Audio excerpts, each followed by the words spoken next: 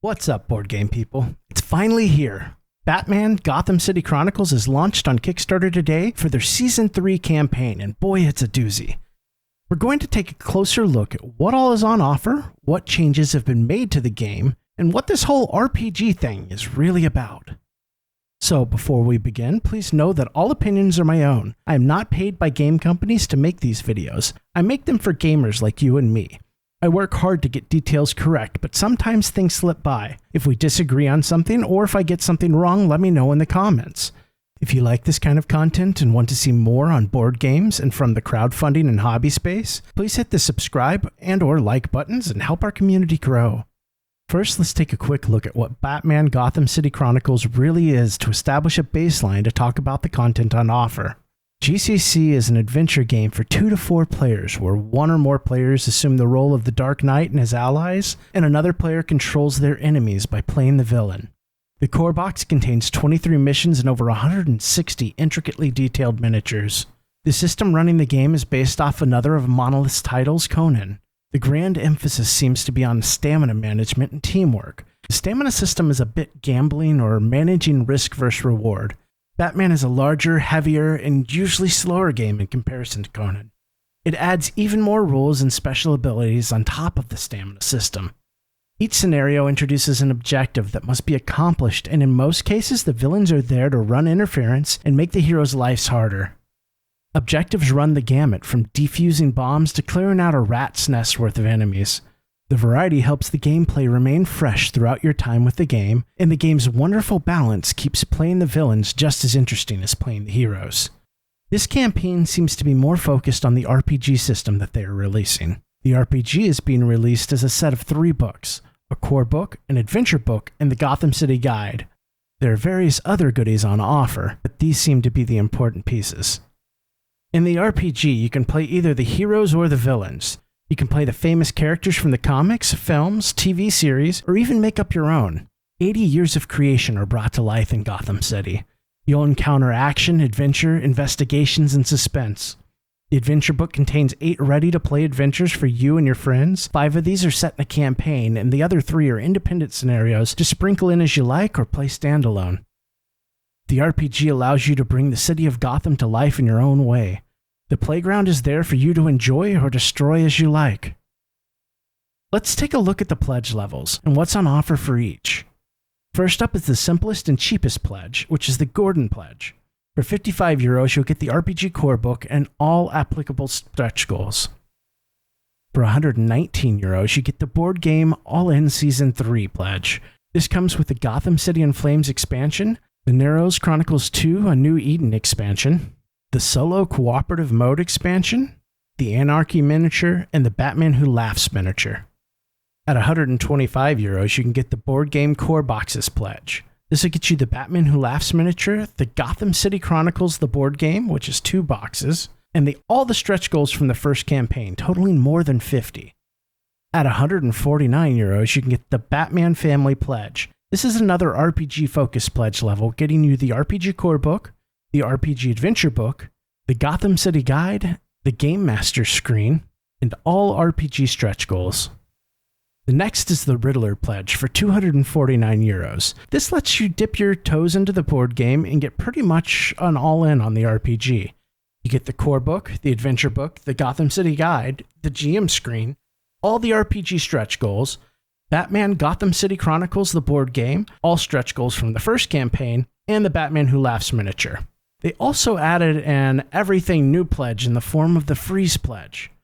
At €268, you're getting the core book, the adventure book, the Gotham City Guide, the GM screen, all RPG stretch goals, the Gotham City in Flames expansion, the Bat Computer Files expansion, the Narrow Chronicles 2, a New Eden expansion, the Solo Cooperative Mode expansion, the Anarchy miniature, and the Batman Who Laughs miniature. There's a lot going on here, so let's break down what each of these items offered in the pledges really are. Most of these are available as individual add-ons as well. Let's get the RPG items out of the way, because those tend to be the most straightforward.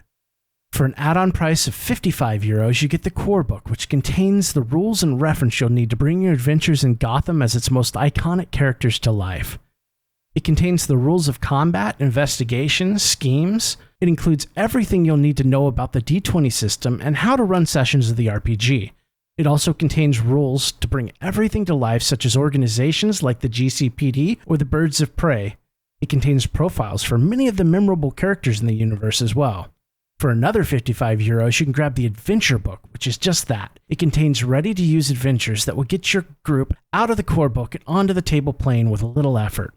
For another €55, you can get the Gotham City Guide, which is your complete reference to the setting of Gotham City. It contains iconic locations, secrets, organizations, biographies, and profiles of Gotham's colorful characters. You'll also find story and adventure hooks to help you create your own adventures in the seedy underbelly of Gotham. Last, for €23, is the GM screen. This is a 4-paneled cardboard screen to set in front of the Game Master and help set the scene a bit. The artwork is superb, and presumably there will be helpful quick reference points to help the GM on the GM-facing side. After the RPG elements, we move into the items on offer for the board game. This is where things become a bit more muddled, but I'll try and help clear things up. Let's start with what's new for the board game in Season 3. First up, let's talk about the Batman Who Laughs. This is a miniature that's new to Season 3 and available as a free gift if you pledge at the Core Box Pledge, the All-In Season 3, the Riddler, or the Freeze Pledge. This will be available in the Pledge Manager as well, but if you did not pledge during the Kickstarter campaign, it will cost extra. Next, for €58, we have the Gotham City in Flames expansion. This is the big expansion for Season 3. In fact, it's their largest expansion to date. It comes packed with minis, 2 double-sided game boards, and a new campaign with 11 missions. The mystery boxes are included, allowing the final showdown to remain a mystery, and multiple endings are a possibility. Next are the Bat Computer files for €25. This includes skill sheets for all the heroes to use as player references. It also contains an updated rulebook and missions. To top it off, it has game aids that should cover anything you need at your fingertips. For €13, you can get the Narrows Chronicles 2, A New Eden expansion. This expansion allows the heroes to don villain costumes. This time, the city's criminals will take on each other under the reign of Poison Ivy. This looks to play best when you have access to Season 1 and 2 content. For another €32, you can get the Solo Cooperative Mode expansion. This is what most of the Season 1 and 2 fans are really here for. This is the expansion that introduces the option for everyone to play together on the hero side, or for a solo player to take on the adventure mode alone by choosing an AI deck with more than 100 cards to control the villains. This is compatible with all Seasons 1, 2, and 3 adventure mode scenarios, allowing for more than 60 scenarios to be played solo or co-op. Finally, you can grab the Anarchy Villain Mini and Tile as an add-on for €8. A special note on the revised game manual: you'll be able to get that with the new Core Box Pledge as well. And if all that wasn't enough to keep your head spinning for weeks, you'll be able to grab Season 1 and 2 content for the board game in the Pledge Manager. I'd love to go back over all of Season 1 and 2 content, but that would make this video even longer than it already is, and they haven't specifically said exactly what will be available. I would venture to guess that the board game expansions will be there, and that a healthy selection of the Picking Zone miniatures will be made available. I'll be scrolling some of the Season 1 and 2 content on the screen as we go forward, so keep on watching. So, let's talk stretch goals a little bit. Here's where we wade into murky waters. Before I dive into it though, let's get the important information out of the way. The stretch goals are all funding based. The amounts are purely contrived. We're getting the standard fare of swag across the board and very little of actual gameplay substance showing face yet. What's worse than really believing that they needed $50,000 more in funding to offer a map of Gotham City is that most of these stretch goals are only being offered to the RPG backers. I'm not telling everyone to pull out your pitchforks and light your torches, I'm just stating some facts here. As you browse the stretch goal list, take note that things like the bookmarks only come in your pledge if it contains the RPG core book. You only get that expensive Gotham City map if you have a pledge above the Gordon RPG pledge level. In fact, at the time of filming, only 2 out of the 13 revealed stretch goals are being given to some of the board game backers, and only one of those is a gameplay element. These stretch goals are mostly fluff and are going to backers of the RPG when the majority of the money funding the project is coming from board game pledgers or pledges containing board game elements. They say they're listening to these complaints, and I'm interested to see what they come up with as a solution. I won't get into grumblings on shipping here other than to point out they give a chart of shipping estimates for the project on the page. Shipping will be paid at a later date in the Pledge Manager. So what are my thoughts on all of this? Hold on, it's going to be a bumpy ride. Well, I'll begin by saying I love the idea of the game, but I've not had the pleasure of playing it. This is a campaign that I was very excited for, and I'm still very excited about the board game itself. The campaign has quite a few flaws that are fixable, but only time will tell if they fix any of them. First, on the RPG. I've loved pen and paper RPGs for the last 25 years of my life. Sadly, I've fallen out with them personally after getting burnt out from being a GM for so many campaigns. My gaming group tends to prefer board games now, and my wife is the only person I could really get into a traditional RPG with. Being a GM for one player is not usually fun for either party, and these days I don't want to be guided by a GM through a story.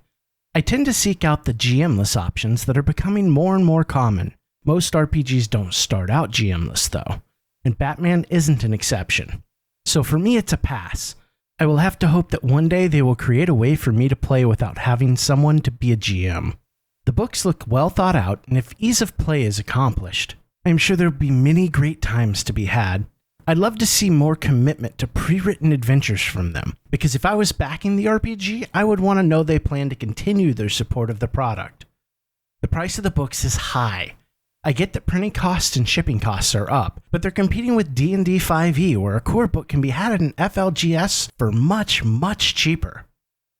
Speaking of the high prices, I found it a little cringeworthy that they basically admit to making money off the freight side of shipping for this project. I think they more meant to put everyone's mind at ease that they won't be coming back with their hand out for more shipping in the future, but stating that, and I quote, "We already have included the costs of freight directly into the costs of our product for you by calculating a base of $20,000 per container, which is what they cost at the peak of the COVID crisis, a price that has since come down a bit." That's basically saying, hey, we took the highest amount we could justify and tacked the expense for that amount onto all of our products. We know shipping is dropping, but don't worry, this way we're making free money. Shipping gripes aside, like I said, the board game is really what got me excited about this campaign. I love that they're rolling out the red carpet for new backers and allowing us to get the board game with all the stretch goals from the original season. I really wish there was a pledge level for the core board game and all the new Season 3 stuff combined. It's like they're trying to hide from new players the real expense here. You'll need to pledge for the core game and the board game all-in Season 3 pledge just to cover Season 3 as a new player. Start tacking on Season 1 and 2 stuff, and this will get quite expensive quick. Now, I don't think any of us expected to get out of here without our wallets battered and bruised, but I'd sure love to be able to properly prepare for the beating. I'm hoping that they'll give us a preview before the end of the campaign of what will be on offer from Season 1 and 2 in the Pledge Managers and what prices will look like. I hope that I'm not sounding too negative. I simply want to point out some of the flaws with the campaign to hopefully keep pressure on Monolith to fix some of them before the end of their campaign.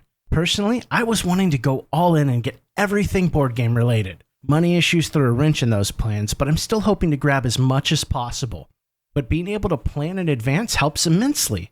I kind of let the cat out of the bag on my thoughts on the stretch goals, but I'll say it here again. The majority of the funding for this project is coming from your backers of the board game, not the RPG. I know you want people to be excited about the RPG, but your game and your following is built on the board game. Please make sure you're rewarding the board gamers for their contributions too. So overall, I love the board game. I love the RPG. I'll be grabbing as much of the board game as I can, and I'll be passing on the RPG simply because there's not an option that I would be happy with to allow me to play it with just me and my wife. The artwork has maintained its high bar of quality, and Season 3 looks to be very exciting. I hope to see a few more expansions on offer for Season 3, and some more surprises for the board gamers who are funding this project. I love the new solo co-op expansion, and that was what really sealed the deal for me. Here's to hoping they knock it out of the park with the rest of the campaign. Wow, that was a long one. My campaign guides usually aren't this long, but this was a monster of a campaign with 2 games really in one. I always feel like I'm missing something, so if I did, let me know in the comments. Thank you to everyone who's made it this far. If you haven't already, please consider subscribing and leaving us a like. We're trying to grow a community of gamers like you, and you joining us is incredibly appreciated. If you want to find the heart and soul of the community, join us on our Discord at the link in the description below. Thank you to everyone watching, and play something fun tonight.